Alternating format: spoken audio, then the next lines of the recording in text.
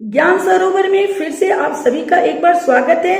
और आज मैं फिर से लेके आई हूँ बहुत ही प्रेरक एक कहानी, जिस कहानी में ये बताया गया है कि हमें जीवन में धन उतना ही एकत्र करना चाहिए जिससे कि जीवन की शांति ना जाए, हम जीवन को अच्छे से जी सके। कभी कभी धन जोड़ने की इच्छा में या धन जोड़ने कोई लोग ऐसा लक्ष्य बना लेते हैं कि उनका जीवन अशांति पूर्ण हो जाता है। तो चलिए कहानी पहले मैं शुरू करती हूँ। एक बार भगवान बुद्ध लंबी यात्रा पर निकले। एक स्थान पर वे विश्राम करने के लिए रुके तो अपने साथ आ रहे भिक्षुओं को देखकर चिंता में पड़ गए। उनका अंतिम पड़ाव एक राजप्रासाद में था, जहाँ के राजा ने सभी भिक्षुओं को बहुत से वस्त्र उपहार में दिए थे, जिन्हें सारे भिक्षु सिर पर गठरी के समान उठाए चल रहे थे। भिक्षुओं की इस संचय वृत्ति को देखकर भगवान बुद्ध को अत्यंत चिंता हुई।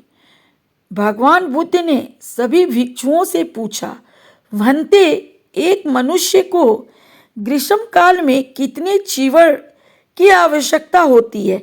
चीवड़ यहाँ पर ओढ़ने वाले वस्त्र को कहा गया है। भिक्षुओं ने उत्तर दिया, प्रभु, ग्रीष्म काल में एक चीवड़ पर्याप्त है।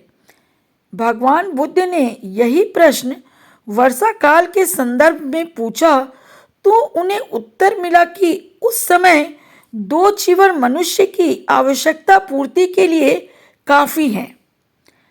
फिर भगवान बुद्ध ने प्रश्न किया, शीतकाल में कितने चीवड़ों की आवश्यकता होगी? सभी भिक्षुओं ने उत्तर दिया, भगवान, 3 से ज्यादा चीवड़ों की आवश्यकता नहीं है। तो भगवान बुद्ध ने भिक्षुओं को इतने ही वस्त्र साथ रखने के लिए कहा और यह निर्देश दिया कि इससे ज्यादा का संग्रह कष्ट का कारण बनता है और ऐसी संचय की प्रवृत्ति से बचना ही अच्छा होता है। तो कहानी से हमें ये शिक्षा मिलती है कि हमें जीवन में धन हो या कोई सामान हो, उसका संचय अपनी आवश्यकता भर ही करना चाहिए, जरूरत से ज़्यादा नहीं करना चाहिए। इस तरह का संचय जो होता है वो हमारे जीवन को कष्टकर बना देता है। तो चलिए अपनी बातें और कहानी यहीं पे ख़त्म करती हूँ।